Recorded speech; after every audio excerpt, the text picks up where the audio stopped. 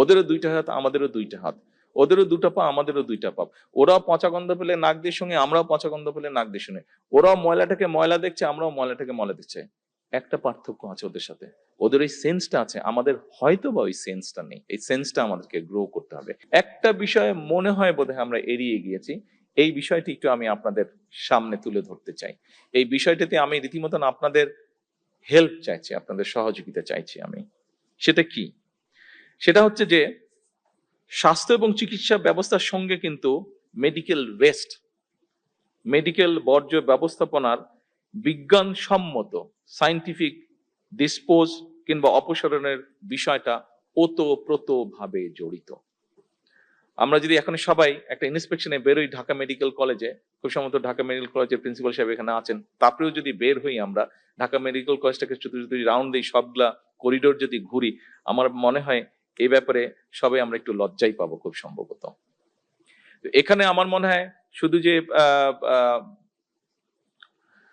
যারা এটার সাথে জড়িত, এই কাজটার সাথে জড়িত, এখানে শুধু যে তাদের দায়িত্ব তা না, এটা আমার মনে হয় আমাদের সকলের দায়িত্ব। এটা একটা কমন সেন্সের ব্যাপার। এই বিষয়টাকে বোধহয় আমরা কমন সেন্স হিসেবে নিয়ে এখানে যদি আমরা সবাই অবদান রাখি, সবাই যদি আমরা একটু একটু করে চেষ্টা করি, তাহলে আমরা একটা পরিষ্কার, শুধু নতুন বিল্ডিং হলে তো হবে না, বিল্ডিংটার পরিবেশটাকেও আমাদের রক্ষা করতে হবে। এবং পরিবেশটা যদি আমরা মনে করি শুধু যাদের দায়িত্ব ক্লিনিং এর তারাই করবে এটা, তাহলে আপনি শুধু নিজের ঘরটা নিয়ে, বাসাটা নিয়ে, আপনি ঘরটা, বাড়িটা নিয়ে যদি চিন্তা করুন, ধরেন আপনার বাড়িতে আপনারা 5-6 জন মানুষ থাকেন, আপনার ফ্যামিলি মেম্বার সবাই 5-6 জন মানুষ থাকেন।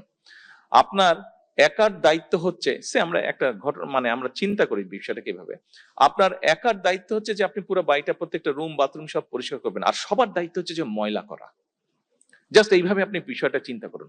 সবার একমাত্র দায়িত্ব হচ্ছে প্রত্যেকটা ঘর বাথরুম তারা ময়লা করবে, অগুছালো করবে, আর আপনার দায়িত্ব হচ্ছে আপনি পরিষ্কার করবেন। বলেন তো আপনার কেমন লাগবে?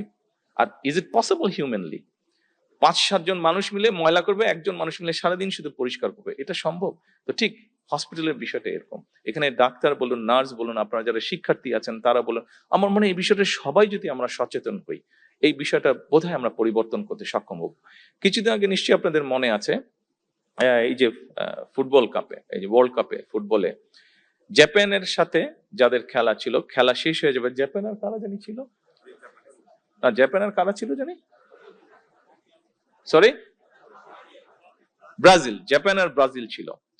তো স্বাভাবিকভাবে স্টেডিয়াম দুই ভাগ হয়ে বসছে, জাপানের দর্শক সাপোর্টাররা একদিকে বসছে, ব্রাজিলের একদিকে বসছে। খেলা শেষ হয়ে যাওয়ার পরে যে জিনিসটা কেউ করেনি, জাপানিজরা সেই জিনিসটা করেছে। কি হয়েছে, তারা যেখানে ছিল তারা স্বাভাবিক এতক্ষণ ধরে খেলা দেখছে, খাওয়া দাওয়া সবকিছু হচ্ছে, জাপানিজ দর্শকরা যাবার সময় প্রত্যেকে বিন ব্যাগ করে, গ্রুপে গ্রুপে বিন ব্যাগ করে সব ময়লাটা সাথে গুছিয়ে তারা নিয়ে চলে গিয়েছে।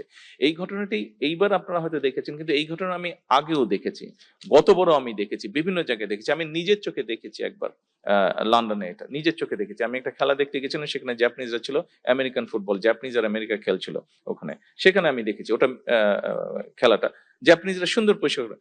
ওখানে তো জাপানিজ সরকার তো বলে দেয়নি তাদেরকে এই তোমাদেরকে এটা করতে হবে। ওখানে তো জাপানের পক্ষ থেকে কোনো সিটি কর্পোরেশনের কেউ ছিল না যে পরিষ্কার করতে হবে, তারা নিজেরাই করেছে। ওখানে তো কোনো তাদের মাথার উপর কোনো পুলিশ ছিল না, আইন ছিল না, কিছু ছিল না, নিজেদের সেন্স থেকে করেছে এটা। আমরা কেন পারবো না? আমাদের না পারার কি কারণ হতে পারে? 5টা কারণ কেউ বলতে পারবে না আমাদেরকে যে আমরা না পারার কি কারণ হতে পারে? ওদেরও দুইটা হাত, আমাদেরও দুইটা হাত, ওদেরও দুটো পা, আমাদেরও দুইটা পা। ওরাও পচা গন্ধ পেলে নাক দিয়ে শুনে, আমরাও পচা গন্ধ পেলে নাক দিয়ে শুনে। ওরাও ময়লাটাকে ময়লা দেখছে, আমরাও ময়লাটাকে ময়লা দেখছে।